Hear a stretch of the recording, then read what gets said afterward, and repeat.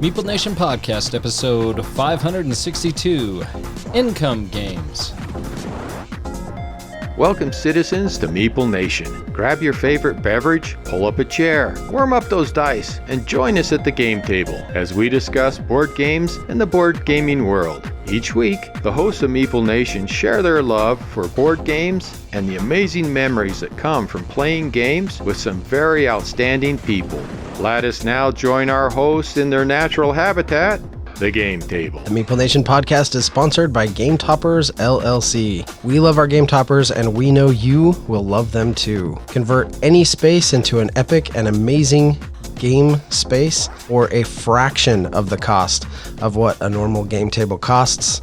Put a Game Topper on any surface, the industry's best mats and accessories to go with it. So please go and check them out at GameToppersLLC.com. We are the hosts of Meeple Nation. I'm Nathan Howard. And I'm Douglas Stewart.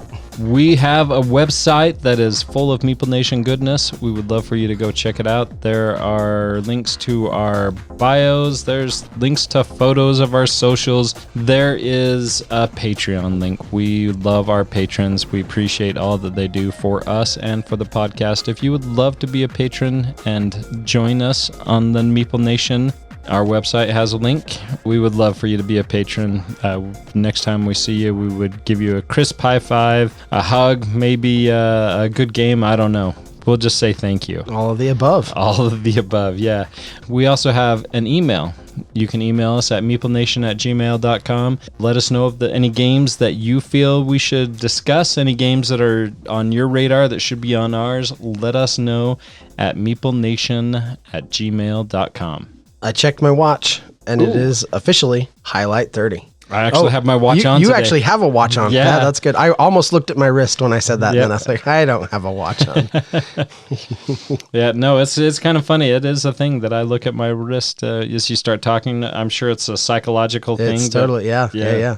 It's my favorite time of the episode. For sure. Where we get to talk about things that are hitting the table. Truth be told, this is actually the first episode that we're recording of the year. Right, correct. It might be the third episode of the year, but this is the first one we're actually recording in the new year, 2025, which is an ideal time for me, anyways, to look back at all the gaming goals that I set. Right. Yep, because you do that. I do that, yeah. It's a thing for me. It is a thing for you.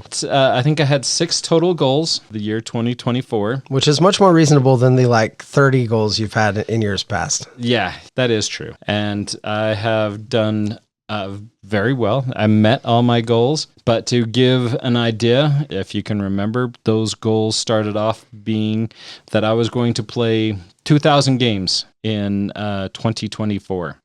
And I was able to reach 2109. That's crazy to me. Yeah, that is a lot of games, and I was way excited to get that many games in. I also had a goal to play 1,000 games with my wife, and I was able to crush that with 1,206 games with my wife. Yeah, that's awesome. That's huge. Yeah, we've played a lot of games together. I had most people said that 10 for 10 goal. I set I didn't set a specific 10 for 10, but I casted it.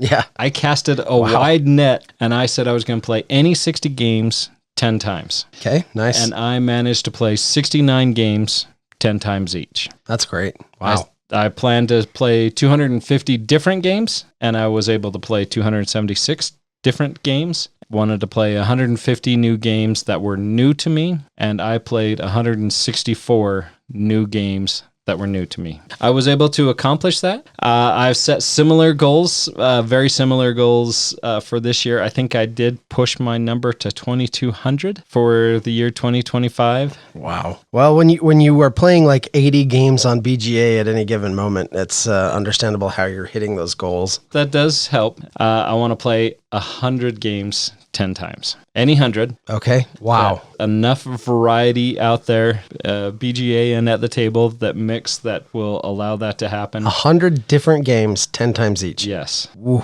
okay. It's and you did 69 this last year? Yeah.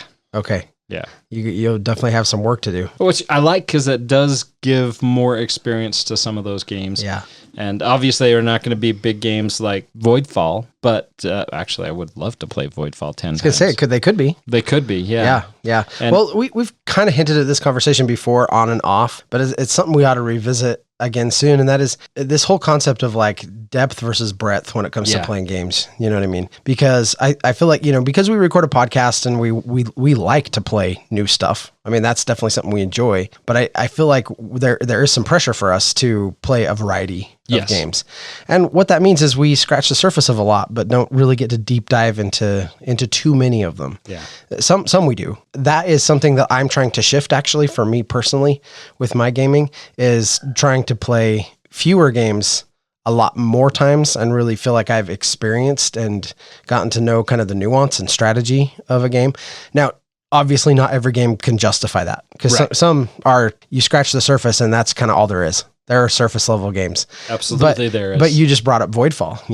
Like playing that 10 times, that'd be fantastic. I've got, shelves and shelves of Kickstarter games that 10 times you'd barely be getting into it at that point. You need 30 or 40 to really, play through the campaign or to really enjoy them properly. And so in 2025, that's my goal, is I'm actually really whittling down my collection. It's going to be a culling year for me. I'm going to get the number down quite a bit and then really try to focus on depth rather than breadth. Yeah, I like that. And what I find is, because of all the conventions and stuff we go to, I get a variety pretty much no matter what. It's not something I need to shoot for anymore. You know what I mean? It just kind of happens naturally. Because I'm sitting right here. Because you are sitting right there. I figure that if I start to focus on depth a little bit more, but hopefully can kind of have the best of both worlds. But we'll see. So. I'm excited. Some of that depth will incorporate some of my goals as well. Yeah, that's great. And getting through some of those legacy games or those campaign games that we have.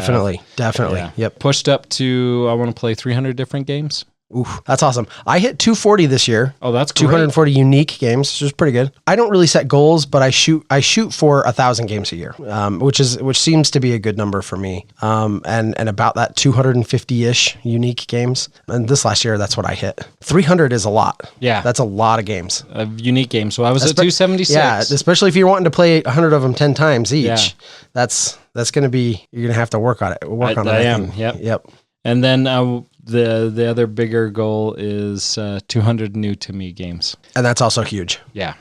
And, we've talked about my shelf of shame. Hopefully that goal will include digging into some of those. Some of those games are easier, lighter games that are going to be some of those surface games. And some of them are going to be more in-depth games. I'm hoping to have a good meld of both of them. It's awesome. I don't know how many more years I will actually have of accomplishing X amount of games. Sure. As this. Personal note, my wife has been diagnosed with a rare genetic disease called Pompe disease. Is something that ultimately will take her. The average late onset Pompe adult reaches the age of 56, and to not put too fine a point on it, that gives us 5 years. 5 years is hopefully, that's something that we're going to push past, hopefully. Yep. But there are signs that are there, that were there before, that maybe think we're a little further on this. In fact, tomorrow she begins what is going to be a bi-monthly infusion therapy that she has to go get an IV therapy that's going to take 7 hours twice a month that she has to do. Yeah. And so tomorrow is her first one. So we'll see how that goes. Yeah. And hopefully it'll be very helpful. Hopefully it will. That's, the hope is that time and effort will be worth it. Yeah. She has issues. She struggles with medication. Sure. Like very many of us do. Yeah. And so the concern is the treatment going to be worse than the symptoms? Correct. We're going to see how that goes. This is a very rare disease. It's genetically passed. It's the body doesn't process glycogen, breaking down of glucose, and so that glycogen builds up in the muscles and presents itself as most often fatigue, core strength that's lost, and eventually she'll probably end up in a wheelchair, and then hopefully, fingers crossed. I know it sounds a little bit morbid, but hopefully it'll affect her diaphragm. Not hopefully that, but that's a fact. But hopefully she'll be able to go to sleep one night and just drift off that way. And so I'm not trying to sound callous about this at all. This is all very matter of fact. New reality for the two of you to have to deal with. Yep. Yeah. And we've definitely had our emotional days over it, but that doesn't change any of the facts. So all to say that your gaming goals might go right out the window. Yeah. In lieu of other priorities. And in lieu of other priorities, and the fact that I'll probably lose my number one gaming friend. So it'll be a change for sure.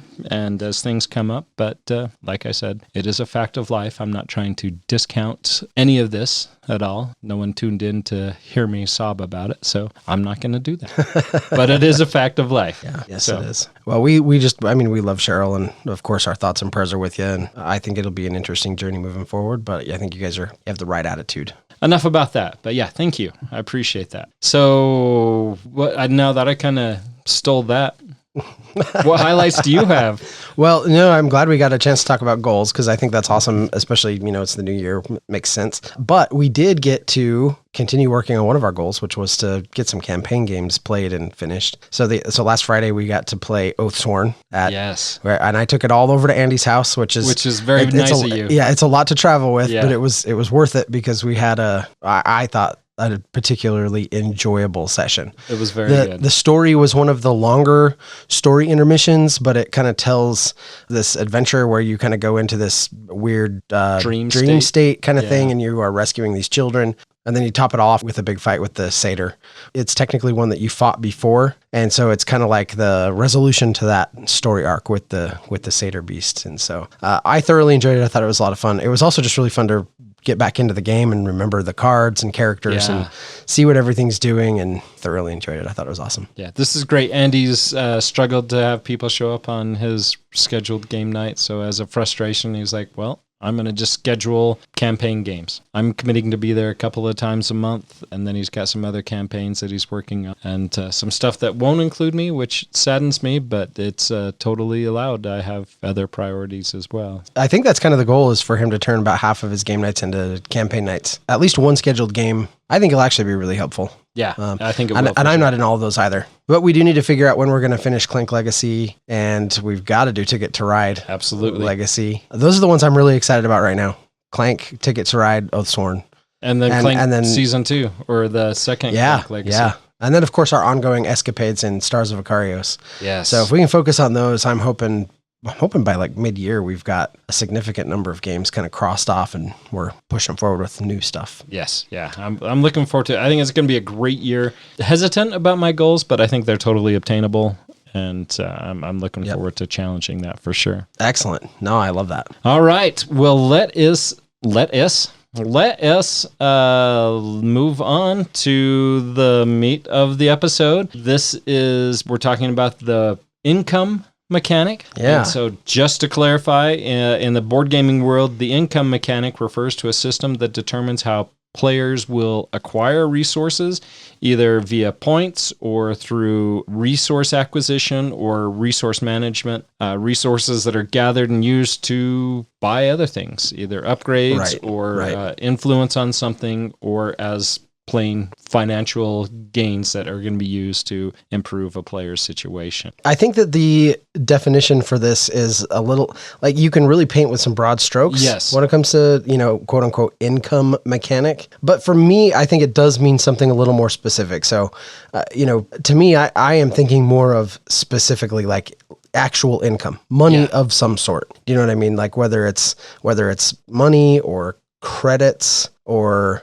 whatever, currency of some sort that can be marked and that doesn't play the same as, for example, other resources that also act as currency in the game. So, for example, like I thought about putting Lost Ruins of Arnak on this list. That would qualify. But like, and I think it does too. However, like money is a resource, but you spend it and use it the same way you do every other resource in the game. Well, not like every other resource. You've got money and then you've got compasses. You spend both of them to purchase cards, to explore, to carry out different actions, to do all these things, to vanquish monsters, whatever. And then you also have like the tablets and rubies and arrowheads and stuff like that also do many of the same things that money does. And so for me, it's not that it's not income, it's that it doesn't differentiate itself as income enough for me to be like, okay, yeah, that's a really great income game. Yeah. Does that make sense? No, it totally makes sense. And so as we talk about income games, I think that was sort of Where the you're line. coming Yeah, from? that's I think more where I was coming from with this particular topic. One of the primary examples, though, of income games is Settlers of Catan, which is totally using those resources that you gather to build other establishment, or not establishments, but other events, whatever. You got roads, you're building roads, cities, towns, and if you go into the expansions, you're building boats and knights and using all those as an income. But I mean, that's so there is. And that would be for me one that I would have a hard time qualifying as an income, just by my definition. Only because, like I said, yes, you're earning those resources, but you're kind of using them all. It's more the quote unquote, my air quotes here, the income of it is just the resources that you're getting, that you're just cashing out for the stuff you buy in the game. Yeah. And for me, I guess I would consider that more resource management or resource acquisition than income. Yeah. And totally splitting hairs with the definition. Because it's all good, sure. right? Obviously, if somebody says, well, Catan's on my income list, yeah, no problem. Allowed. I get that. Yeah, totally allowed. Because my number one game in our top 5 is definitely one that uses money and resources as income. Yeah. With your definition and my definition of it, this is going to be a great opportunity to speak of some of those games that I got to make sure aren't already on your list. But one of those classic games is Terraforming Mars.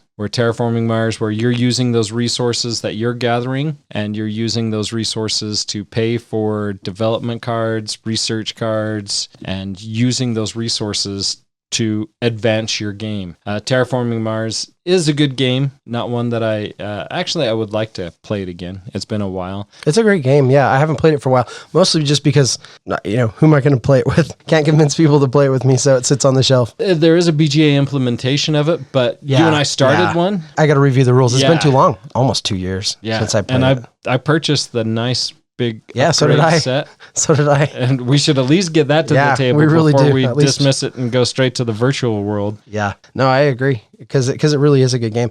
And I think this is totally an income-based game, because like the gold or credits, mega credits, I think mega is what credits. That is absolutely, yes, you have other resources, but the credits are the big thing that drives your sort of, again, air quote, economy. Yeah. The purchasing of cards and features that you're going to build out Mars with. And so, no, I think that's a great example of a really good income game. Okay, so another one, Nathan, and you tell me how you feel about this one. One that popped up on my list was Everdale. Again, I consider this a little bit more resource management. It's the twigs and the stones and all that kind of thing. But there is definitely a way to earn income, to make money in that game. It just all converts to points at the end. So you're trying to make money, and as I'm thinking off the top of my head, and unless there's something in one of the expansions that I have forgotten, I don't think there's a way to just cash in money. I don't think you can just buy things with money. I've only played this once. I think there's some trades. Like I think you can go to certain places, and if you pay a certain amount of money, then you can get some resources, or you can make trades in some ways. But the income in it is a little more elusive. Mm-hmm. Like it's not a set amount, or you don't create like an income engine necessarily. Right. But it is something that's in the game, and it all equals points in the end. Again, we go to that fine line where economy and income based. I look at a game like Patchwork. Patchwork is my wife's favorite game, and it has income, and that income is buttons. Use those buttons to purchase patches that you're sewing into your quilt. It's not money. No. But those buttons are the income. Yeah. But it's funny though, because every time we cross over the little nodes on the board where you count up your buttons and take your income, earn them. We always call that a payday. Yeah. When my wife and I pay it or play that game, she'll put something out on the board, and I'll move her pawn for her, and I'm like, hey, don't forget to take your payday, because that's what it feels like. Yeah. It definitely feels like you're taking you're getting your paycheck. Yes. Your little button paycheck. Your button paycheck. Yeah.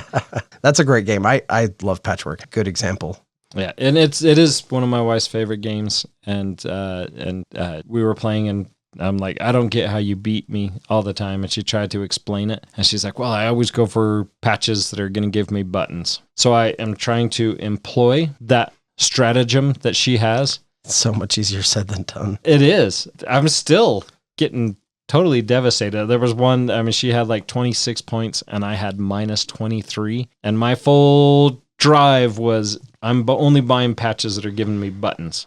And no, it didn't work for me. But Yeah, she's there's a just got the secret button sauce touch. there. Yeah, there's a secret sauce there for sure. Last time I played with my wife, I was -6. Oh, So, really? Yeah. Yeah. So negative. You're such an amateur. Yeah. Right. We ran the income mechanic through the BGG, filter, and 2 games that popped up on the list I really struggled with. And again, we have to go back to, our working definition of income games, but Res Arcana and It's a Wonderful World. Because to me, both of those are resource management games. I wouldn't have even considered putting them in the income, even though there is technically in both of those games, there is a phase of the game where you are essentially collecting what you produce. It's not credits. It's not money. No, but it is resources. Resources that you use to buy cards, to do all that other stuff. Right along that same lines is Isle of Cats. Yeah, where you're generating fish and you use those fish to attract cats and to fill up your boat as you try to escape the island. Yeah, it's been a long time since I played that one. One that I do feel like I want to mention because I feel like the income phase in this is really fun, and that is Foundations of Rome. I love Foundations of Rome. Yeah, it's so good. But your income, it's not necessarily a phase, but it's one of your actions. Yeah. One of the beauties of Foundations of Rome, even though it comes in that big box, is that it's actually really simple. It's a quick and easy rule set. And on your turn, you've got like one of 3 different things you can do. One of those things you can do is just take income. And you've got to have income to bid for the cards. And so, making sure that you've got good financial buildings out that boost that income a little bit, taking income at the right time so that you can get the cards you want and potentially bid for the higher costing cards because they're in more demand. I actually really like the puzzle of like timing when you're going to take that income action and gain your money resource. So that's one that I would put really high on my list as like a really great income based game. Yeah. One that Andy would have been on his top 5 if he were here was Maracaibo. And definitely. With the going around the Mediterranean and you're making all those stops, you're trying to earn money to buy things. Mm-hmm. And it's actually doubloons that you're earning, or is it doubloons? It's money. Anyways, it is physical money that you're trying to gain. Maracaibo is a great game. Yeah, it's been really kind of surpassed with Pirates of Maracaibo for me. I'm far more interested to play Pirates than I am Maracaibo. Yeah. But I would not turn my nose up at Maracaibo. Still a very excellent game. Yeah. And like you said, at an income phase, every time you go around the board and there's a phase where everybody collects the income that they've based on where they're at on that income track. Yeah. So, yep, I like that one. Yep, that's a really good one. And one that I'm surprised wasn't on your list is Endless Winter, Paleo America. Yeah. I thought that was for sure going to be on your top 5. Well, again, it's because it's not money or currency. Right, it's all resources. Yeah, no, it is. It's a thin line for sure. Yeah. Another one that I really like, Medici. Medici is a game that I know kind of fell flat with everybody else. This is a classic game that I love, and it's all about producing your income and using that income to bid on lots that you're going to put on your ships and try to earn income with the size of your ship, the variety, or not necessarily the variety, but the focus of the lots that are on your ship, and trying to monopolize and make the most of what you're going to put on your ship, because you can only put 5 cards on your ship at the most. Medici has a newer version that came out 2 years ago, 2022, I believe. A much needed updated version, but you guys still might complain that it's still the same dry game. We might. It's a possibility. Yeah, I very much love Medici. Easily one of my top 100 games, and one that I very much enjoy. So much that I have it twice because I have, and don't give me that look. The old version and the new version. I have the original version and the new updated version. Well, at least you didn't buy 2 copies of the new version. No. My copies are different. It might be the same game, but they're different. And Sure, that matters. Sure. And that matters. I'm sure that somehow it does in your brain. It definitely, in my brain, it makes total sense. I love it. Okay, so let me ask you this. If we break away just a little bit and start talking about, for example, RPGs, I'm thinking like Gloomhaven. Or, for example, like I've been playing the Isofarian Guard, and every time you kill a creature, you loot, right? So there you loot some magic essence and you loot, I think it's just, I can't remember the name of the currency. Anyway, it's money, basically gold, whatever. So I don't know. Do you consider those income games? I wouldn't consider them income games because there's not. Now I'm gonna paint myself into a corner. Right. This is what I was when I was Yeah. thinking about it. This was what I was struggling with a little bit. Yeah, because no, it's definitely money. And if I'm gonna disqualify that where I've qualified other games, I definitely have to do some inner reflection, some self-diagnosis to say you're using money. You're using money as a source of purchasing resources. When you sell resources, you gain money, and you're using all that money. Stars of Ikarios is the same way, where you're using that to gain better weapons, better armor, better gear. Building out your ship. Yeah, all that. Because I'm trying to talk myself, allow myself to still have my number one game as my number one game. And as we discuss this, I'm kind of saying my number one game doesn't matter because it follows more along this line. So I'm trying to make my defense really not necessarily vague, but I'm trying to still leave an open door so that my number one can still be my number one. Yep. It is a resource, and it is a resource that you acquire. Yep. And it doesn't necessarily have an income phase. No. But, okay, I found a loophole for my my game. It does have an income section, air quotes there. Yeah, definitely has. Okay. But I think it still counts. I think it's going to count as, but it doesn't really have like an income phase that we've kind of narrowed that down to saying, okay, these games have to have an income phase, but it is generating income that you can use to supplement purchases and advance your character or your role in the game. Yeah.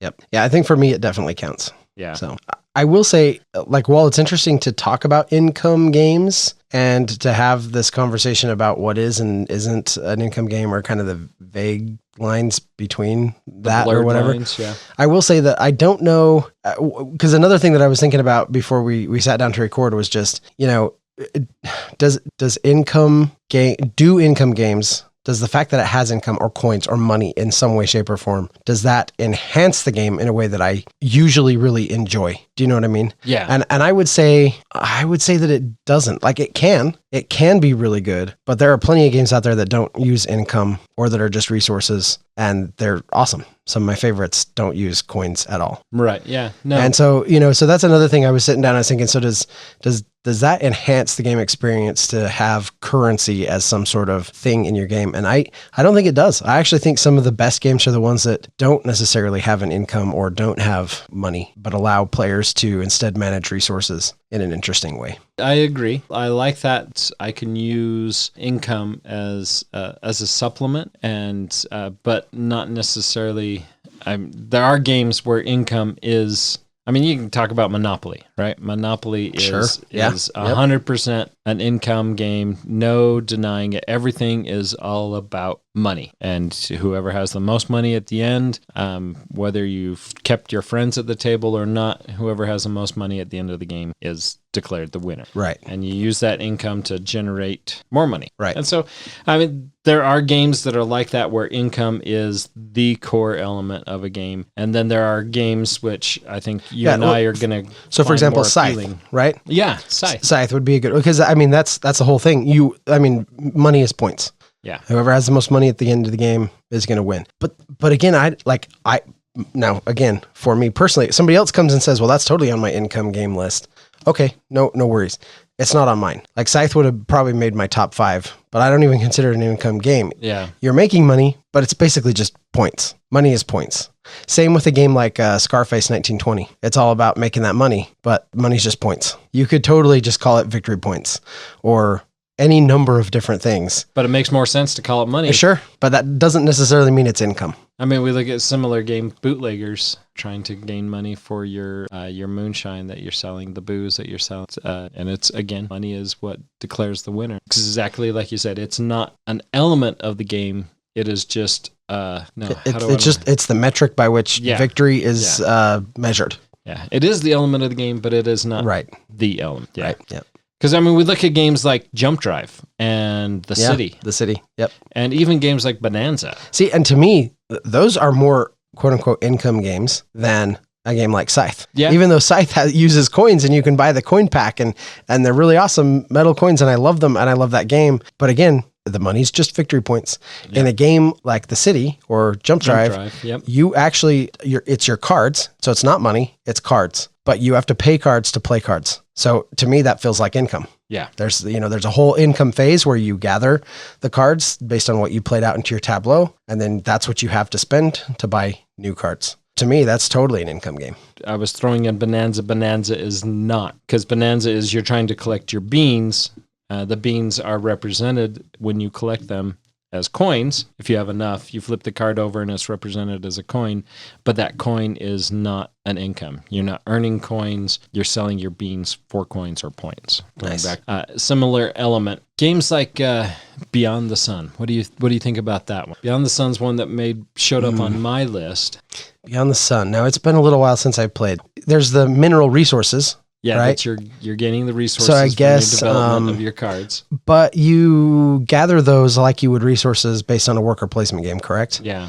That's what I remember from the game. And you have the little, there's like the little chests and you have the dice because you're converting those into your spaceships and you're off exploring space. I don't think I consider that income because I feel like if you place a worker to gather stuff, even if it is money, that feels different than income. Yeah. I mean, and now I'm re-looking at my top 5 list going, do they fit into is that, I don't know. Can I say that? Because I don't know.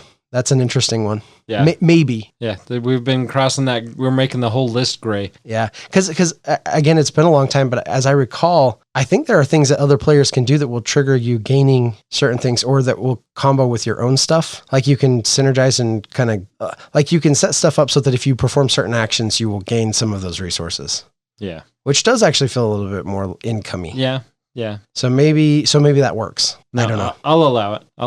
It's one that I kind of questioned when it showed up on my list. Border of the same thing with the ruins of Arnak. Could be or could go the other way. Guildmaster. Do you remember Guildmaster? This is a game that was sent to us by Arcane Wonders, sending your adventurers out to earn money. And I guess I'm classifying it as an income game right there when I say you're sending out your that's right. Your hires. I do remember this game. Earn some money. I liked the game, but it's not one that I'm anxiously active to play again. I think it's one that I won't say no to. If I'm looking on the shelf of 50 games, it's not the first one I'm going to pull off, but if somebody else wanted to play it, I'm totally into it. And even Age of Wonder, Planetfall, you remember this, trying to set up your cards, the way you lay them out onto your track that you're going to earn resources and you're going to earn income that you're going to use, progress along that. Yeah. Age of Wonder was a game that really kind of surprised me. It surprised both of us. It was really good. I'm glad that one's on the shelf.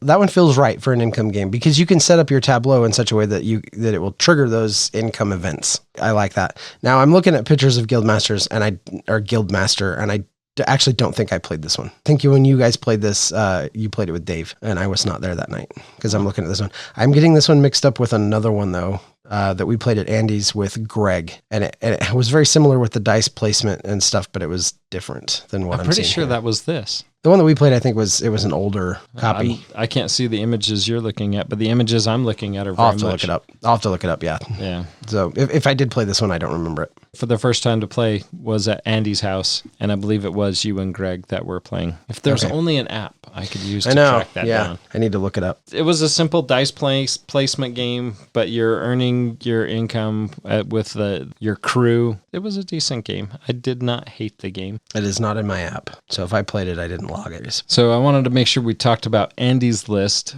before we go too far along, because there's some games that were on his that Gaia Project, Terra Mystica, both kind of heavier games, use that income as part of the game, and those probably would have, Gaia Project probably would have, well, I know he likes Terra Mystica more than Gaia Project, but with the recent Gaia Project expansion, that might have been pretty high on his list. Suburbia is an interesting game. I don't know if I like Suburbia or not. Yeah, it's a tough one for me. I played it once and I won that game, and I remember liking it, but I also remember kind of feeling like, okay, like I've experienced Suburbia. Yeah. Do you know what I mean? You know how sometimes games will hit you that way? They're just like, I'm really glad I got to experience that. Yeah. Don't necessarily need to experience it again, but I'm glad that I did. Yeah. And it is one that there was an app that you could play that was solo, and for some reason I could not master that app at all. The solo variant plays completely different than the regular game. The app version really kind of led me to dislike the game. And then we didn't get a chance to talk about Cooper's Island. And that's one of Andy's. Oh, Cooper Island. I very much didn't enjoy my experiences with Cooper Island. I did not either. But Andy really enjoyed that game. And that was it. It was an interesting stacking where you're stacking to generate your resources and gather that income. A game that definitely favored the more experienced player and had a very steep learning curve, but good for a lot of people. And really quick, because I know everyone was just waiting with bated breath, the game that I'm getting Guildmaster mixed up with is Dungeon Allies. That was the game I played with Greg. Oh, okay. Yeah. Was looking at images, I was getting those two mixed up. So I've played Dungeon Allies. I have not played Guildmaster. I swear I played it with you, but I can't remember. All right. Any other games that are on your list that you want to make sure we hit before we move on? Most of them fit into that, like more of a resource management style game that I would call them. And some that popped up on my list I haven't played yet because they're still on my shelf of shame. Yeah, so Koryo Rise of an Empire that I would really like to try. Evacuation is one that I'm really excited about. I love the whole premise of this, where you have a planet that's dying and you're trying to take your corporation from the dying planet and transition it to the new planet, but one that we haven't quite got to the table yet. The theme of this really kind of excites me. Terminus, I would love to get to the table again. I'm not sure if I loved Terminus, but it was... I liked it. I thought it was good. I want to try it one more time to sort of solidify where it is. There were things that were problematic, but not in a really egregious way. And some players could really, I don't know. I remember it hit a certain point while we were playing Terminus, and I was like, okay, I can see the writing on the wall here. And once you get to a point where we know how this is going to end at this point, a game needs to wrap it up. Yeah. You know what I mean? Once it hits that point, it's like, okay, we're done here. If you still go for another hour after, it's like, hey, we already know who's winning this game. Yep. Well, then we've got a design problem. And I have a game that's like that in my top 5, game that I loved deeply playing, but it is one that once somebody starts to take off. I'm looking at your top 5. I know exactly the one. Yeah, it is a game that I very much enjoy, but it is one once somebody starts to lead, they have to mess up something drastically to not continue to take out. Yeah, runaway leader is definitely an issue with a few games, and if there's no catch up mechanism, then by the time people start to realize that there's one person who's running away with it, or that's like it's over, and again, if there's no mechanism to catch up, or if they'd have to mess up in some big way, that's actually okay. I like a lot of games are fun, and it's kind of a race to see who kind of gets to that point first. But the minute that sort of manifests, it's like, and you need to be on like the last round of the game. Yeah, it can't go for another hour, like you said. Right. Another one that's on Andy's list that just the name kind of excites me. I don't know if he's played it yet, but Here Be Dragons, Into the Unknown. Have you heard about this one? No, but, I have not. It looks like it's an older game. It's no, it's not that old. It's 2020, but it's an open world RPG adventure game. But just the name alone drags me in. I think that's a great. Here Be Dragons. It actually looks pretty fun.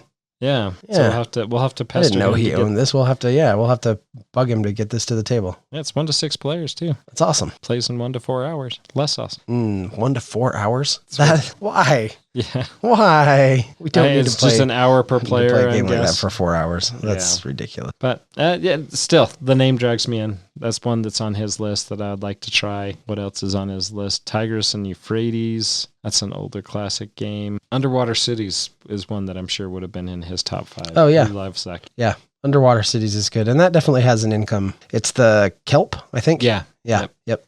And his Heroes of Might and Magic 3, which I only played the one time. But that was a fun game, too. And I can't remember the income, but I remember it was cool. Nice. But yeah, that's some Very games nice. on his list. I think I've covered the majority of mine that I want to cover for this week, with the exception of the 5 that I want to talk about for next week. Just need to dive into our top 5. All right. We'll leave that list at that. What games did we miss? What games are on your high income, your high likable income list that we omitted? Yeah. Let us know. And how do you define them? Like, Yeah. help us out, right? Like, how do you define an income-based game, and does it matter? Does it even matter to make that distinction? Let us know at meeplenation@gmail.com. Until next time. We'll see you tallying up those coins like Uncle Scrooge so you can go swimming in that large vault of coins. Vault? I'm not sure what a vault is. It's kind of like a vault, but Yeah, just a with little the- different. yeah, it's close. That's one you can swim in, is a vault. Okay. Yeah, you swim in your vault, not your vault. And, all right, I'm just going to stop. Although it is one of my life goals to be able to Scrooge McDuck it into a big pile of money. That would be. I remember the first time I had $100 when I was like 12, had it all in ones, and I was like way excited. Threw it all up in the air. Now I'm like, it's not very much money at all. No, it's not. Unfortunately. When I was 10, that was a huge amount of money. Delivering newspapers paid off. I love that. Yeah. Oh, yeah. You get those. For me, it was moving pipe, but yeah, you get that sweet. On the farm? Yep. You get that sweet pipe moving money. You got it made in the shade. Yep. Love it. Alrighty. Well, we'll sign off there. At the game table. Thank you for listening and being a part of Meeple Nation. If you would be so kind as to follow, subscribe, share, and rate or review this podcast, it really helps to spread the fun.